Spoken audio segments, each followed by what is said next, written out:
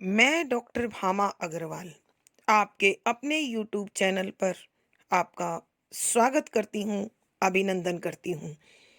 आइए प्यारे बच्चों, आज हम ध्रुव स्वामिनी नामक नाटक का अध्ययन शुरू करते हैं। इस नाटक के अध्ययन से पूर्व इसे सरल और सहज बनाने के लिए हमें इसकी भूमिका को समझना होगा, जो इस प्रकार है। ध्रुव स्वामिनी नाटक छायावादी साहित्यकार जयशंकर प्रसाद द्वारा रचित है, जो 1933 में प्रकाशित हुआ। यह भारतीय इतिहास के स्वर्ण युग गुप्त काल की पृष्ठभूमि को लेकर रचा गया। इसमें पुरुष सत्तात्मक समाज के शोषण के विरुद्ध नारी के विद्रोह द्वारा उसके अस्तित्व, अस्मिता, अधिकार, अनुचित विवाह से मोक्ष तथा पुनर्लगन की समस्या का समाधान प्रस्तुत किया गया है। यहाँ समुद्रगुप्त की मृत्यु से लेकर चंद्रगुप्त के राजा बनने तक के समय के घटनाक्रम को 3 भागों में विभाजित किया गया है।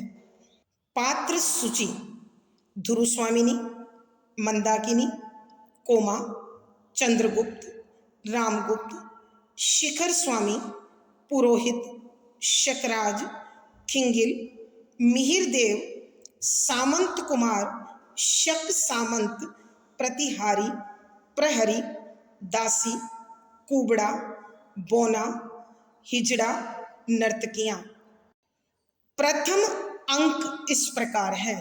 द्वितीय दृश्य के कुछ स्मरणीय बिंदु इस प्रकार हैं। नंबर 1, दूसरे दृश्य के आरंभ में शक दुर्ग के बगीचे में कोमा बड़े प्रेम से पौधों की देखभाल कर रही है। नंबर 2, कोमा अपने हृदय में समाये शकराज के प्रेम से पुलकित यौवन को बसंत का उत्सव मानती है और अपने मनोभाव एक गीत के रूप में व्यक्त करती है। नंबर 3, तभी शकराज अपने ख्यालों में खोया हुआ नग्न तलवार हाथ में लिए वहां आकर टहलने लगता है, मगर कोमा को नहीं देखता। नंबर 4, शकराज के टहलने की आहट से कोमा को उसके आने का पता चलता है। नंबर 5, जहां कोमा शकराज से अनन्य प्रेम करती है, वहां शकराज उसे विलास की सहचरी मानता है और वाग्दत्ता कहकर फुसलाई रखता है। नंबर 6, शकराज खिंगिल के न आने से चिंतित है, अतः कोमा से मदिरा मांगता है। नंबर 7, तभी खिंगिल आकर रामगुप्त द्वारा शर्तों के मानने की सूचना देता है। नंबर 8, शर्तों की स्वीकृति से प्रसन्न शकराज शक सामंतों के साथ अत्यधिक मदिरा और नृत्य के साथ विजय उत्सव मनाता है। नंबर 9, रात्रि बढ़ने के साथ साथ ध्रुव स्वामिनी के लिए शकराज की बेचैनी बढ़ने लगती है। नंबर 10, तभी खिंगिल दुर्ग तोरण में शिविकाएं अर्थात पालकियां आने की सूचना देता है। नंबर 11, खिंगिल शकराज से ध्रुव स्वामिनी की एकांत में मिलने की इच्छा के विषय में बताता है। नंबर 12, शकराज ध्रुव स्वामिनी का मजाक उड़ाते हुए उसकी इच्छा स्वीकार कर एकांत में मिलने को राजी हो जाता है। नंबर 13, कोमा शकराज को समझाते हुए कहती है कि आज तुम एक स्त्री को अपने पति से विच्छिन्न कराकर अपने गर्व की तृप्ति के लिए कैसा अनर्थ कर रहे हो और नाराज होती है। नंबर 14, शकराज इस दुष्कर्म को राजनीतिक प्रतिशोध कहकर टालता है। नंबर 15, शकराज कोमा के इस वार्ता के समय आचार्य मिहिरदेव आ जाते हैं और वह इस दुष्कर्म को अनुचित ठहराते हैं। नंबर 16, कामुक शकराज उनकी अवहेलना करता है तो वो जाने लगते हैं। नंबर 17, उसी समय आकाश में विचरते नील लोहित धूमकेतु को देखकर अमंगल की सूचना देते हैं।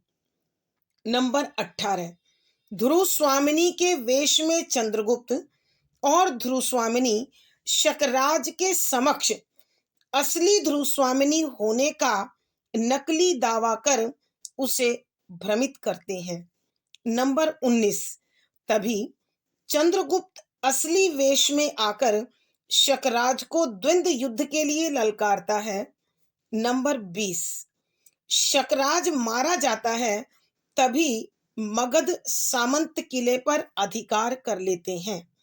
नंबर 21, सभी ध्रुव स्वामिनी की जय हो के नारों के साथ दुर्ग में प्रवेश करते हैं और पर्दा गिरता है।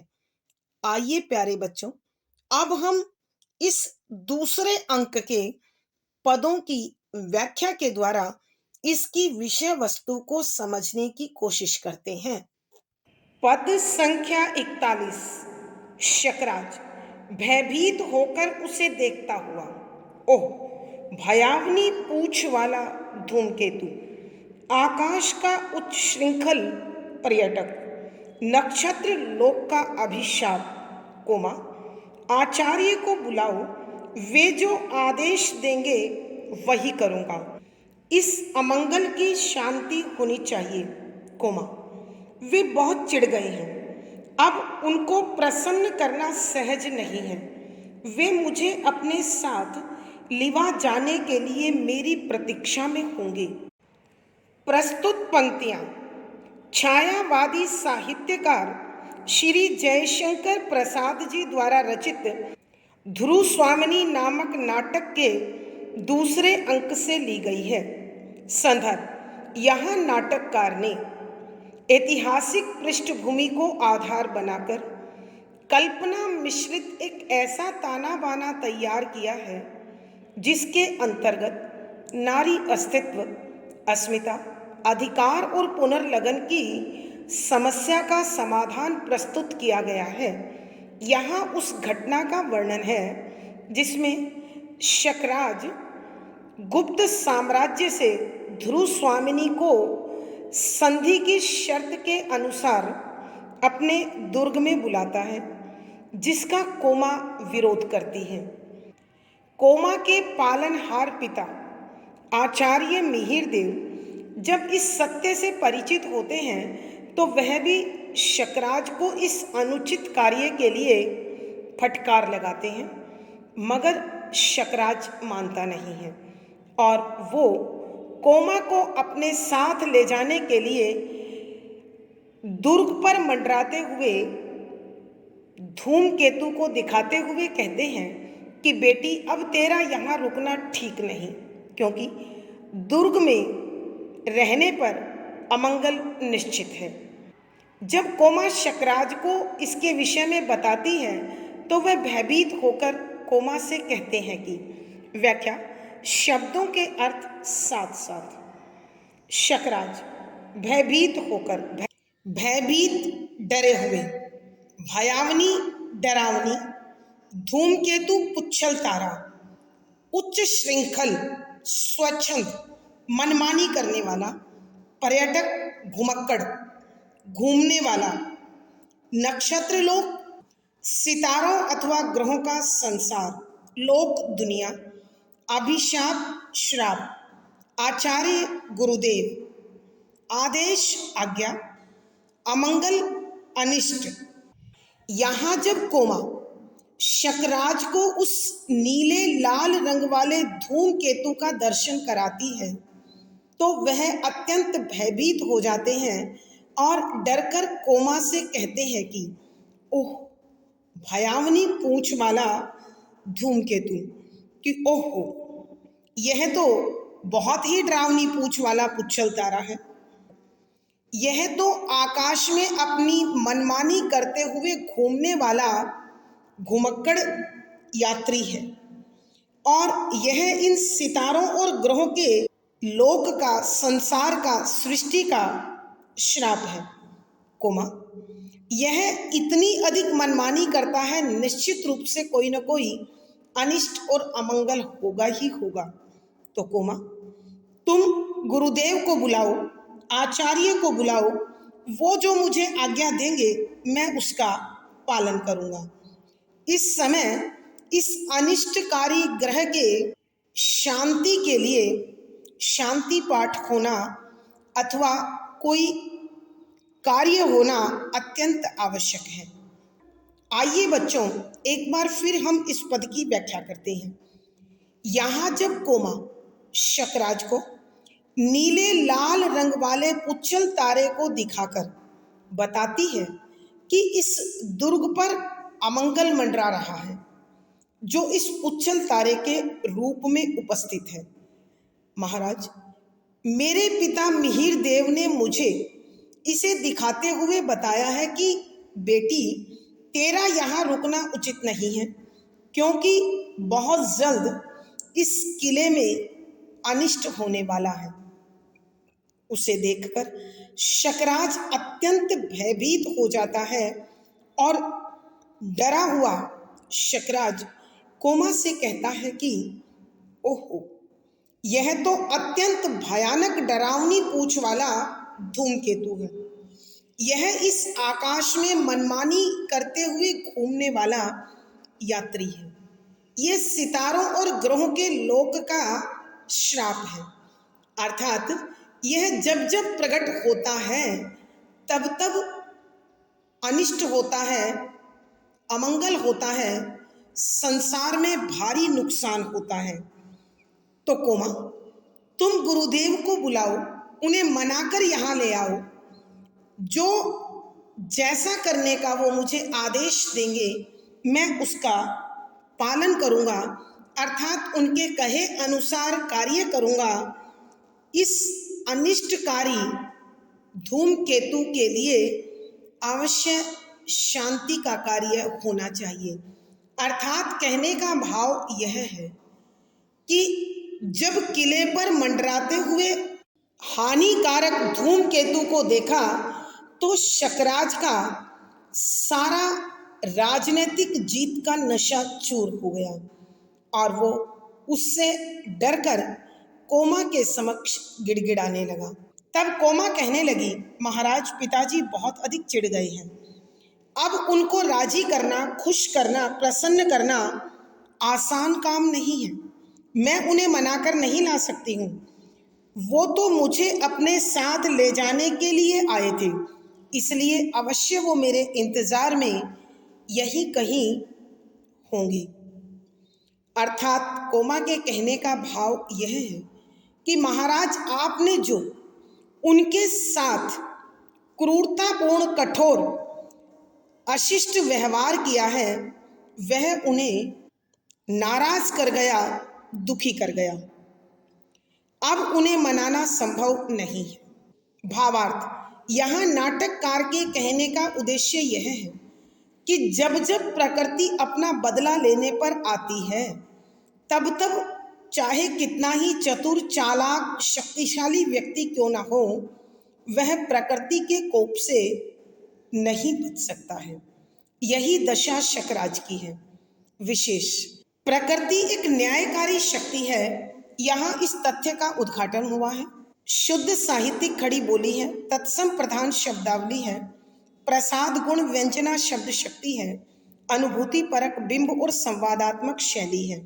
पद संख्या 42। शकराज, कोमा, तुम कहाँ जाओगी? कोमा, पिताजी के साथ। शकराज, और मेरा प्यार, स्नेह सब भुला दोगी? इस अमंगल की शांति के लिए आचार्य को ना समझाओगी? प्रसंग पूर्वक। संदर्भ, यहाँ नाटककार ने उस घटना का उल्लेख किया है जिसमें कोमा शकराज को दुर्ग पर मंडराते हुए धूमकेतु को दिखाती है और उसे देखकर वो भयभीत हो जाते हैं, डर जाते हैं। जिस कोमा के प्रेम को वो नकार रहे थे, अब कोमा को खुश करने के लिए उसी प्रेम की दुहाई देकर उसे मनाने की कोशिश कर रहे हैं। और वो कहते हैं कि व्याख्या, शब्दों के अर्थ साथ साथ। जब शकराज उस धूमकेतु को देखकर डर गए तो उन्होंने आचार्य मिहिर देव को प्रसन्न करने के लिए पहले कोमा को प्रसन्न करने की कोशिश की। और वो कोमा से पूछने लगे कि कोमा, तुम आखिर इस दुर्ग को छोड़कर कहाँ जाओगी? कोमा ने बड़े दृढ़ता के साथ उत्तर दिया, पिताजी के साथ, कि मैं अपने पिता के पास चली जाऊंगी। तब शकराज विनीत होकर विनम्र भाव से कोमा को प्रसन्न करने के लिए प्रेम प्रदर्शन करते हुए कहने लगा, और मेरा प्यार स्नेह सब भुला दोगी क्या? जो प्यार मैंने तुमसे किया और तुमने मुझसे किया, क्या वो प्यार और स्नेह सब भूल सकोगी? उसे भुलाकर तुम जा सकोगी? इस अमंगल की शांति के लिए आचार्य को न समझाओगी कि जब मैंने तुमसे प्यार किया है तो मैं तुम्हारा हूँ, ये दुर्ग तुम्हारा है। क्या इस किले की रक्षा के लिए, क्या मेरी रक्षा के लिए, इस हानिकारक धूमकेतु की शांति के लिए, इसके क्रोध को शांत करने के लिए गुरुदेव मिहिर देव को समझाओगी नहीं? अर्थात कहने का अर्थ यह है कि अभिमानी, शक्ति और क्षणिक सफलता के नशे में चूर व्यक्ति भी उस समय दीनहीन लाचार हो जाता है जब प्रकृति उससे बदला लेने पर उतारू होती है। यहाँ शकराज की स्थिति भी ऐसी ही है। भावार्थ, नाटककार के कहने का भाव यह है कि चालाक, चतुर, शक्तिशाली व्यक्ति अपनी स्वार्थ लोलुपता में किसी भी हद तक समझौता करने को तैयार हो जाता है। शकराज जो कुछ पल पहले आचार्य के समक्ष कोमा के प्यार को ठुकरा रहा था, अब वही उन्हें प्यार की दुहाई देकर किले की रक्षा के लिए प्रार्थना कर रहा है। विशेष यहाँ शकराज के चालाक व्यक्तित्व पर प्रकाश डाला है। शुद्ध साहित्यिक खड़ी बोली है, तत्सम प्रधान शब्दावली है, प्रसाद गुण है, अभिधा शब्द शक्ति है, संवादात्मक शैली और अनुभूति परक बिंब है। पद संख्या 43 कोमा, खिन्न होकर प्रेम का नाम ना लो, वह एक पीड़ा थी जो छूट गई, उसकी कसक भी धीरे धीरे दूर हो जाएगी। राजा, मैं तुम्हें प्यार नहीं करती, मैं तो दर्प से दीप्त तुम्हारी महत्वमयी पुरुष मूर्ति की पुजारिन थी, जिसमें पृथ्वी पर अपने पैरों से खड़े रहने की दृढ़ता थी। इस स्वार्थ मलिन कलुष भरी मूर्ति से मेरा परिचय नहीं। अपने तेज की अग्नि में जो सब कुछ भस्म कर सकता हो, उस दृढ़ता का आकाश के नक्षत्र कुछ बना बिगाड़ नहीं सकते। तुम आशंका मात्र से दुर्बल, कंपित और भयभीत हो। प्रसंग पूर्ववत संदर्भ, यहाँ उस घटना का वर्णन है जिसमें शकराज के द्वारा ठुकराए जाने पर कोमा को ले जाने के लिए उसके पिता मिहिर देव उसे कहते हैं, मगर कोमा दुर्ग में शकराज को छोड़कर जाने के लिए तैयार नहीं होती। तब मिहिर देव उसे उस नीले और लाल रंग वाले धूमकेतु को दिखाते हुए उसके अनिष्टकारी हानिकारक स्वरूप के विषय में बताते हैं और आचार्य कोमा की प्रतीक्षा करने लगते हैं। तभी शकराज आते हैं तो कोमा उन्हें उस धूमकेतु के विषय में बताकर उनके दुर्ग पर होने वाले अमंगल के विषय में बताती है। और जब इस अमंगल की जानकारी शकराज को होती है तो वह डर जाता है, भयभीत होता है और इस दुर्ग को और अपने आप को बचाने के लिए कोमा के समक्ष प्रेम का प्रदर्शन करता है और इसकी रक्षा के लिए अपने प्रेम का वास्ता देता है, अपने प्रेम की दुहाई देता है। तब कोमा क्रोधित होकर व्यंग में कहती है कि व्याख्या, शब्दों के अर्थ आवश्यकता के अनुसार। खिन्न, दुखी होना। कि कोमा दुखी होकर शकराज से कहने लगी, प्रेम का नाम ना लो, कि मेरे सामने प्रेम शब्द का उच्चारण भी मत करो। तुम प्रेम को जानते ही नहीं हो और मैं उसे पहचान चुकी हूं। वह एक पीड़ा थी जो छूट गई, कि मेरे लिए यह प्रेम महज एक दर्द था, एक कष्ट था, एक वेदना थी, एक व्यथा कथा थी जो मैं पीछे छोड़ आई हूं, अर्थात मैंने उसे त्याग दिया है।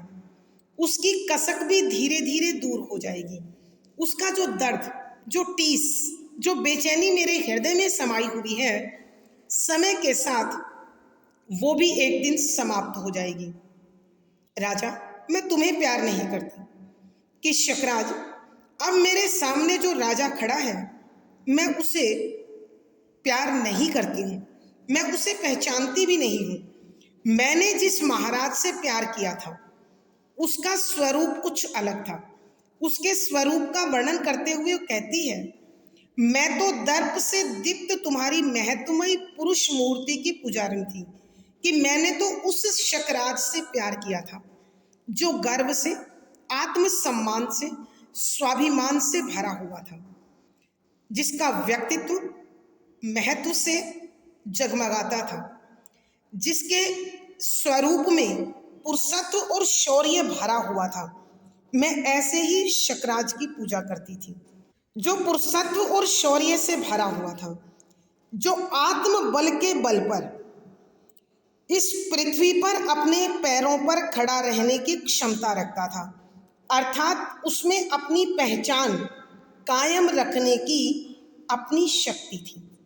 मैं उसी स्वाभिमानी, पौरुष और शौर्य से भरे महत्वशाली शकराज से प्रेम करती थी, उसी की दासी थी।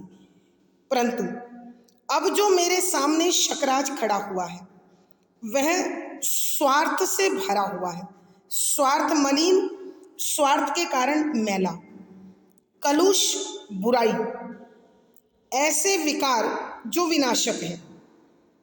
भरी मूर्ति से मेरा कोई परिचय नहीं। कि जो शकराज मेरे सामने है वह लालच से मैला हो गया है, उसमें विनाशकारी विकार भरे हुए हैं। ऐसी मूर्ति से मेरा कोई लेना देना नहीं है, कोई पहचान नहीं है। और फिर महाराज, अपने तेज की अग्नि में जो सब कुछ भस्म कर सकता हो, यानी जो अपनी शक्ति पर इतना अभिमान करता हो, जिसमें इतना तेज हो कि वो पूरी पृथ्वी को जलाने की ताकत रखता हो, तो भला उस दृढ़ता को, उस मजबूती को आकाश का ये मामूली सा विचरने वाला नक्षत्र क्या कह पाएगा, अर्थात उसका क्या बिगाड़ पाएगा। तुम तो महाराज केवल आशंका मात्र से ही कमजोर पड़ गए हो, कांपने लगे हो, डर गए हो। अर्थात कोमा के कहने का भाव यह है, अर्थात कोमा के कहने का अर्थ यह है कि महाराज, आपको अपनी शक्ति पर अभिमान है, आप घमंड से भरे हुए हैं, आप इस पृथ्वी को जीतने की बात करते हैं, तो यह छोटे से नक्षत्र की क्या औकात है जो आपके समक्ष ठहर पाए। लेकिन महाराज, आप तो केवल आशंका से ही इतने कमजोर, डरे हुए लग रहे हैं कि कांपने लगे हैं। आइए बच्चों, एक बार फिर इस पद की व्याख्या करते हैं। यहाँ कोमा शकराज को क्रोध से भरकर अत्यंत दुखी भाव से कहने लगी कि मेरे सामने प्रेम शब्द का उच्चारण भी ना करो, क्योंकि तुम्हारे लिए प्रेम की परिभाषा कुछ और है और मेरे लिए कुछ और है। अब मैं समझती हूँ कि मेरे लिए यह प्रेम महज एक दर्द था, पीड़ा थी, कष्ट था, जो अब मैं पीछे छोड़ आई हूँ, और इसकी जो कसक और टीस मेरे हृदय में समाई हुई है, मैं समझती हूँ धीरे धीरे वो भी दूर हो जाएगी। राजा, अब मैं तुमसे प्यार नहीं करती हूँ, क्योंकि मैंने जिससे प्यार किया था वो स्वाभिमानी था, आत्मसम्मान से भरा हुआ था, महत्वशाली था, जिसमें पुरुषत्व था, शौर्य था। जो पृथ्वी पर अपने पैरों पर आत्मबल से खड़ा होने की क्षमता रखता था, अर्थात जिसमें दोष नहीं थे, वीरता का भाव था, न्याय था, प्रेम था और संवेदनशीलता थी। मैं तो आपके उसी स्वरूप की पुजारिन थी, लेकिन अब मेरे सामने जो शकराज खड़ा हुआ है वो लालच और स्वार्थ से भरा हुआ है। उसमें मानवता विरोधी विकार भरे हुए हैं जो समाज के लिए, मानवता के लिए हानिकारक हैं। मैं ऐसे शकराज से कोई परिचय नहीं रखती, मेरी कोई जान पहचान नहीं है। और महाराज, आप तो अपने पराक्रम से, अपनी शक्ति से, अपने तेज से, अपनी बहादुरी से किसी को भी नष्ट कर सकते हो, इस पूरी पृथ्वी को जीत सकते हो, तो आकाश में विचरने वाले इस बेचारे नक्षत्र की क्या औकात जो आपसे टकरा सके। इसे भी आप नष्ट कर ही दोगे। लेकिन मैं देखती हूं कि तुम तो इसकी उपस्थिति की आशंका मात्र से कमजोर पड़ गए हो, कांपने लगे हो, डर गए हो। अर्थात कहने का भाव कोमा का यह है कि महाराज, वो वीरता, वो जोश, वो ताकत कहाँ चली गई जो कुछ पल पहले दुर्ग में पिताश्री और मेरे समक्ष आप दिखा रहे थे। भावार्थ, नाटककार के कहने का भाव यह है कि स्वार्थ से भरा व्यक्तित्व काम पड़ने पर देखते ही देखते अपने व्यवहार को बदल लेता है। जिन्हें पल भर पहले आंख दिखाता है, बाद में उन्हीं की पूजा करने लगता है। विशेष यहाँ नाटककार ने शकराज की स्वार्थ मलिन, कलुष भरी, भयभीत और स्वार्थी मूर्ति को उजागर किया है। शुद्ध साहित्यिक खड़ी बोली है, तत्सम प्रधान शब्दावली है, व्यंजना शब्द शक्ति है, प्रसाद गुण है, अनुभूति परक बिंब और संवादात्मक शैली का प्रयोग हुआ है। पद संख्या 44। शकराज धूमकेतु को बार बार देखता हुआ, भयानक, कोमा मुझे बचाओ, कोमा जाती हूं महाराज, पिताजी मेरी प्रतीक्षा करती होंगे, पिताजी मेरी प्रतीक्षा करते होंगे, जाती है। शकराज अपने सिंहासन पर हताश बैठ जाता है। प्रहरी प्रवेश करके, महाराज, ध्रुव स्वामिनी ने पूछा है कि एकांत हो तो आओ। प्रसंग पूर्वक संदर्भ, यहाँ उस घटना का वर्णन है जिसमें शकराज अपने प्रेम की दुहाई देकर कोमा से दुर्ग और उसके जीवन की रक्षा के लिए मिहिर देव को मनाने का आग्रह करता है, लेकिन कोमा बड़ी दृढ़ता से शकराज के प्रेम को और इस प्रस्ताव को ठुकरा देती है और वह अपने पिता मिहिर देव के पास चली जाती है। कोमा के इस व्यवहार और कार्य के परिणाम स्वरूप शकराज हिम्मत हार जाते हैं और हताश होकर अपने सिंहासन पर जाकर बैठ जाते हैं। यहाँ उसी घटना का उल्लेख है। व्याख्या, शब्दों के अर्थ आवश्यकता के अनुसार। शकराज बार बार आकाश में घूमते उस उच्छल तारे को देखते हैं और भय से कांपने लगते हैं। तब कोमा से कहते हैं, कोमा बहुत भयंकर स्वरूप है इसका, बहुत डरावना है ये, इस उच्छल तारे के अनिष्टकारी प्रभावों से, हानिकारक प्रभावों से मुझे बचा लो। तब कोमा दृढ़ता से, मजबूती से, स्वाभिमान से भरकर कहती है, महाराज मैं जाती हूँ। मेरे पिता आचार्य मिहिर देव मेरा इंतजार कर रहे होंगे, प्रतीक्षा, इंतजार, कि वो मेरा इंतजार कर रहे होंगे। अब मैं जा रही हूँ। और वह वहां से चली जाती है। उसके जाने के बाद शकराज के मन में भय बैठ गया है और वह यह समझ चुका है कि इस धूमकेतु के हानिकारक प्रभाव से अब मुझे कोई नहीं बचा सकता। अतः वह हताश, निराश होकर अपने सिंहासन पर जाकर बैठ जाता है।